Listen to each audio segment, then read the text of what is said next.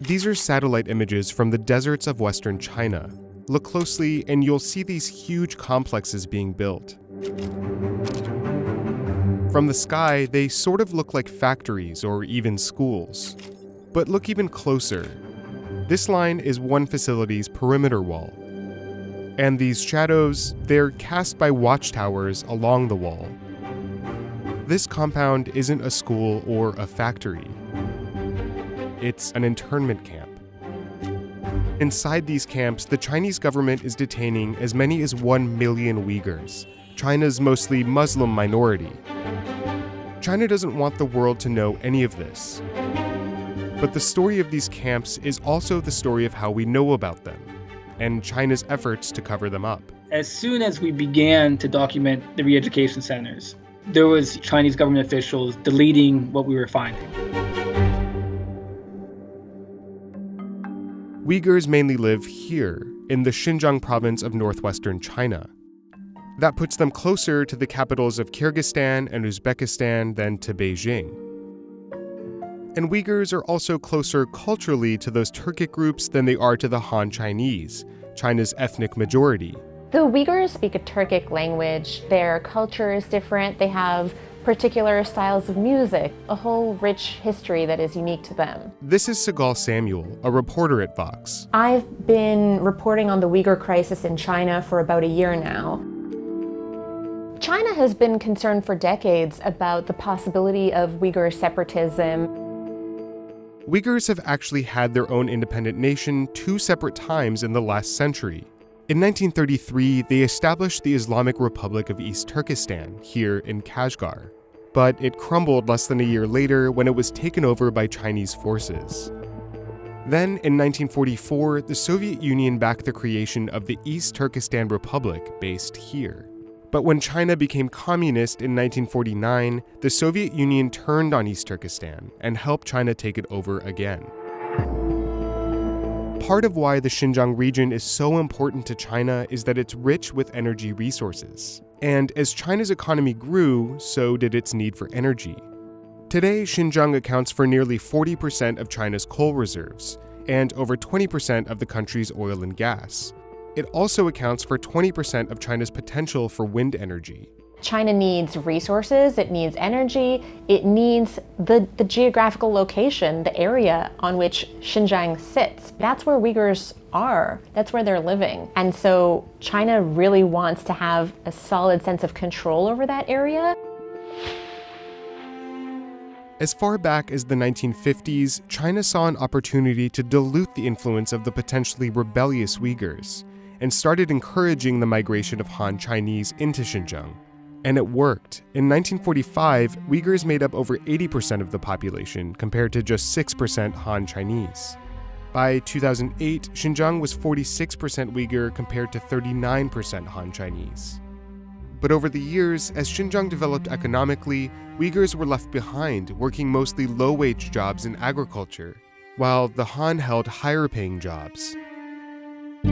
Finally, in 2009, a Uyghur protest against discrimination at the hands of the Han and the Chinese government erupted in violence. Bloody riots broke out, pitting ethnic Uyghur Muslims against the dominant Han Chinese. One of the worst riots took place in the provincial capital of Urumqi.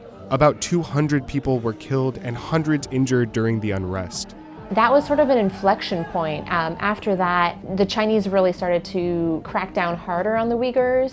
And by 2013, Xinjiang had become even more important to China. The country launched the Belt and Road Initiative, a $1 trillion investment in things like fiber optic cables, train lines, and gas pipelines, meant to boost the country's economic and political influence around the world by making it easier to trade with China.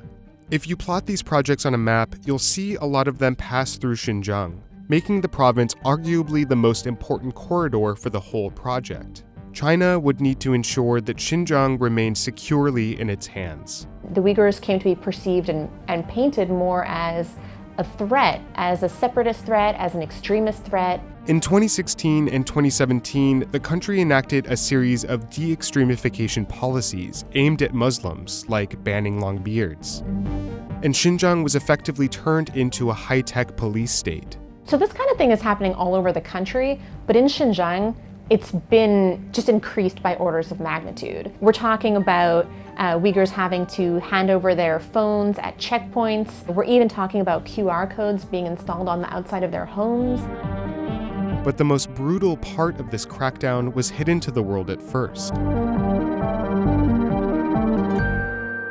In this image, you see the opening of this facility. The signage, it says De-Extremification Re-Education Center. Around 2017, China started building these internment camps, these large-scale places to detain Uyghurs. China says that these camps are necessary because the Uyghurs are a terrorist threat, a separatist threat, people who are infected with extremist thinking. But it wasn't until Uyghurs who had been detained told their stories that the picture from inside the camps came into clearer focus. They're forced to memorize and recite Communist Party propaganda every day. They're often forced to criticize their own Islamic beliefs and to criticize the beliefs of their fellow detainees. We had to sing songs hailing the Communist Party. We had to repeat in Chinese, "Long live Xi Jinping." There have been reports of death, of torture. 3 guards surrounded me and abused me.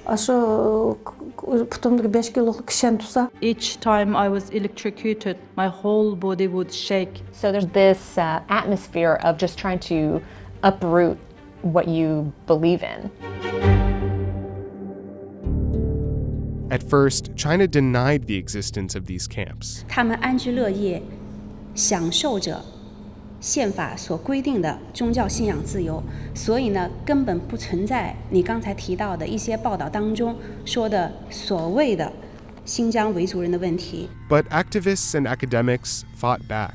A lot of people around the world are scouring the internet for evidence of China's internment camps for Uyghurs. In terms of the strategies and tools that I've used, I know others have used to uncover evidence of these camps, it's quite simply a computer and knowledge of Chinese and thinking about what words, especially government websites, would use. People have unearthed government documents. And then we had growing visual evidence. We're looking at satellite images. We can actually trace the creation and expansion of the re-education camp. It was a matter of I think luck or chance. I uncovered this image, and until then we didn't have that piece of visual evidence that said this is what it is, and this is what the Chinese government is calling it. Tim isn't alone. There's a whole network of web sleuths around the world using basic internet tools to document what China doesn't want the world to see. And they've gotten China to change their story, at least a little. China was denying that these re-education centers exist until journalists and academics and others started to really amass a body of evidence that was so convincing that China couldn't just deny it anymore. China took a different approach and started admitting that these facilities exist, but carefully painted them as training schools for potential criminals or terrorists. 实际上，我们这个中心啊，是一所这个寄宿制的学校。 In the meantime, the camps are still there and growing. This camp, one of China's largest, was as big as the nearby city of Dabancheng in 2017. But by 2018, the camp had expanded to twice the size.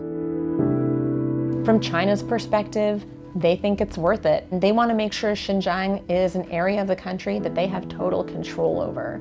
And if that comes with a high human cost and even a reputational blow on the international stage, China so far seems willing to do that anyway.